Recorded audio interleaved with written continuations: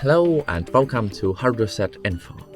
Today I will show you how to change system colors in Windows 11. So firstly you have to go to the Settings application. In order to do that, go to the Start menu and here click on the Settings. In the left panel click on the Personalization and here click on the Colors.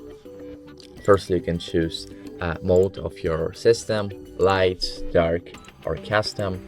In custom you can choose in which mode will be shown some default Windows elements like taskbar and start menu, and in which mode will be shown applications. And here in the accent color you can choose accent color, in which color will be shown all the applications, and here manual you can choose by yourself some color, and in automatic it will be chosen automatically. And at the bottom we will have two additional options.